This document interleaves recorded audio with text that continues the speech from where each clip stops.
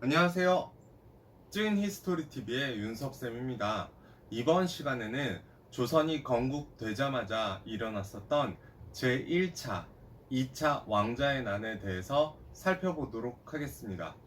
자, 수업 시작하겠습니다. 기차야, 안녕하세요. 안녕하세요. 기차, 우리 지난 시간에는 위화도 해군을 통해서 이성계가 조선을 건국했다. 여기까지 배웠어. 기억나요? 음, 그 상황에서 누가 죽었는지도 기억나요? 정, 정몽주라는 정, 사람. 정몽주라는 사람이 죽었고, 정도전이라는 사람이 이성계를 도와서 조선을 건국했다까지 배웠어. 그러면 조선의 수도, 즉 나라의 중심 도시가 되는 수도가 어디로 정해졌는지 혹시 알아요? 몰라요? 네, 음. 기억이 안 나요. 지금 우리가 살고 있는 서울인데 서울에서도 조금 작은 규모, 거기에 이름을 뭐라 불렀냐면 한양이라고 불렀어. 그래서 조선이 건국됐고 수도를 어디로 삼았느냐? 바로 한양으로 삼았다라고 기억을 해주면 돼요. 알겠어요? 지금 서울보다는 작은 규모고 저 한강 위쪽 지역에 4개의 큰 문 안에 있는 게 한양이라고 생각해 주면 돼. 알겠지? 자, 조선이 건국되고 난 뒤에 이성계를 도왔던 이 정도전이 재상이 되었어요. 신하들 중에서 가장 높은 사람인 재상이 되어서 정도전을 중심으로 조선이 모두 흘러가고 있었어. 자, 정도전 같은 경우에는 왕이란 사람들은 어차피 피로써 물려받기 때문에 왕 중에 현명한 사람도 있지만 현명하지 못한 사람, 즉 잘나고 똑똑한 사람도 있지만 못난 사람도 있기 때문에 그런 사람들이 왕이 되면 나라가 위험할 수 있다라고 생각을 했어. 그래서 신하들은 다 시험을 봐서 관리직을 맡고 있기 때문에 그 신하들 중에서 가장 높은 재상이 중심이 돼서 국가를 다스려야 된다라고 얘기를 했어. 그래서 재상 중심 국가를 만들어야 된다라고 얘기했던 게 이 정도전이야.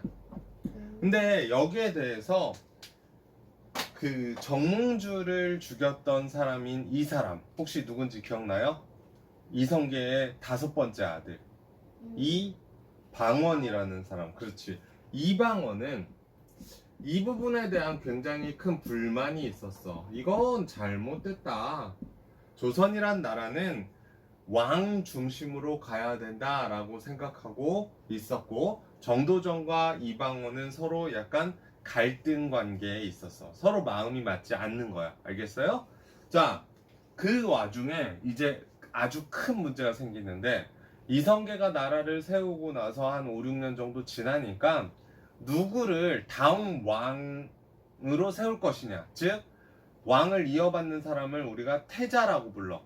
또는 세자라고 부르거든.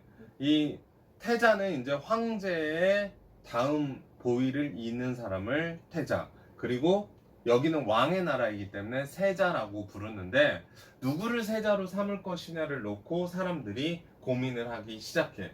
자, 이때 이성계의 아들이 몇 명이 있었냐면 총 8명이 있었어.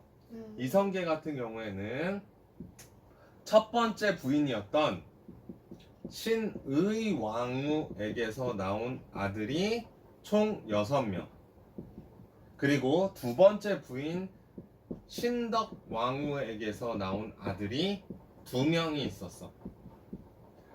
이방원은 여기에서 5번째 아들이야. 자, 그리고 여기는 7번째와 8번째 아들이 이렇게 있었는데, 누구를 왕위로 삼으면 좋겠냐라고 이렇게 신하들에게 물어보고 이성계가 좀 확인해보고 하니까 사람들이 똑똑하면서도 나라를 세우는데 피를 흘리지 않았고 신하들의 의견을 잘 들어줄 만한 8번째인 이방석을 세자로 세우는 게 맞다라고 얘기를 하는 거야. 첫 번째 형은 맨 처음에 형은 고려라는 나라를 버리고 자신의 아버지가 역적이 되었기 때문에 자신은 이 조선이란 나라에서 살 수 없다면서 시골로 들어가서 어디 갔는지 몰라. 그리고 이제 두 번째 형부터 쭉 있는데 원래 기차나 첫 번째 아들이 없으면 누가 왕위를 이어받을까? 두 번째 아들이 받아야 돼. 그런데 현명한 사람을 뽑겠다라고 해서 신하들에게 물어보니 어쩌다 보니 제일 막내가 다음 왕위를 이어받게 생긴 거야. 여기에 아주 크게 불만이 생긴 사람이 있었어. 그게 누구게?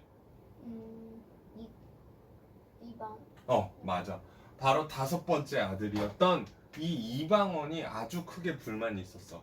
자기는 나라를 세울 때 공을 세웠고 이 전몽주를 죽이고 공을 세웠을 뿐더러 이 방석이는 나라가 세워질 때도 너무 어려서 아무것도 한 일이 없는데 어떻게 이방석이 세자가 될 수 있느냐. 우리 두 번째 형을 제끼고 이건 너무 말이 안 된다라고 생각을 했어. 그리고 이방원은 이건 다 정도전이 계획한 일이다. 재상 중심 국가로 가기 위해서 정도전이 자기 마음대로 하려고 막내를 다음 세자로, 다음 왕으로 세우려고 한 것이다 라고 생각했고, 결국 이방원이 군사를 일으켜서 정도전을 죽이고 자신의 아우 2명을 죽이는 사건이 일어나. 그 사건 이름이 뭐냐면 바로 그게 제 1차 왕자의 난이야. 자, 이렇게 제 1차 왕자의 난을 통해서 신덕왕후 두 번째 이성계 두 번째 부인의 아들을 모두 다 죽었어. 나라를 세우는데 가장 큰 공을 세우고 조선이란 나라의 기틀을 마련했었던 정도전도 사망했어. 그러면 이제 누가 권력을 장악하게 됐을까? 누가 힘이 제일 세졌을까? 이방. 맞아, 이방원의 힘이 가장 강력해졌어. 그리고 이방원 아빠가 누구지? 조선 세운 사람? 이성계. 그렇지. 이 이성계를 우리가 뭐라 부르냐면 태조라고 부르는데, 첫 번째 왕이었던 태조가 자기 아들들끼리 권력을 놓고 싸워서 죽고 죽이는 상황이 되니까 이게 너무 슬픈 거야. 그래서 자신이 왕위를 누구에게 물려주냐? 이 두 번째에게 물려줘.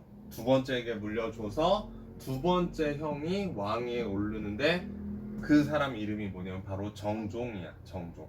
조선의 두 번째 임금이 된 거예요. 여기는 첫 번째 임금이고, 이방원 같은 경우에는 왕자의 난을 통해서 자신이 권력을 쥐었지만 사람들이 비난을 할 수 있기 때문에 자기의 형에게 왕위를 넘기고 자신은 가만히 있었어. 자, 이러한 사건이 이렇게 일어난 뒤에 또 한 차례의 사건이 일어나. 이방원의 권력이 너무 강해진 것이 보기 싫었던 이방원 바로 위에 있는 네 번째 형, 이름이 뭐냐면 이방간이야. 자, 이 네 번째 형이 다섯 번째 이방원의 힘이 너무 강해지는 것을 누르기 위해서 군대를 일으켜서 이방원과 싸움이 일어나. 이것을 제 2차 왕자의 난이라고 이야기해.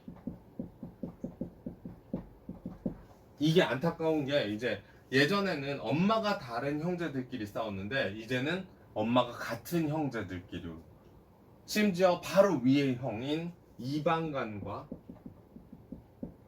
네 번째인 다섯 번째인 이방원 사이에 싸움이 나버린 거야. 자, 누가 이겼게? 괜찮아. 이방원이 이겼어. 이방원이 승리를 하게 되면서 자기 형이니까 죽였을까 못 죽였을까? 죽이진 못했어.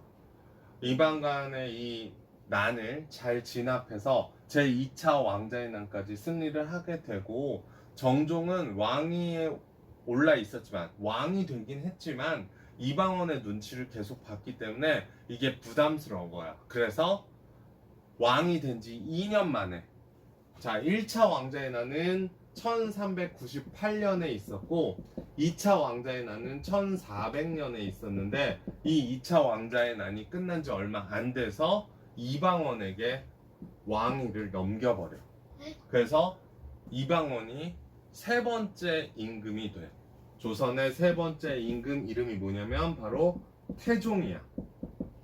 태종 이방원이 된다.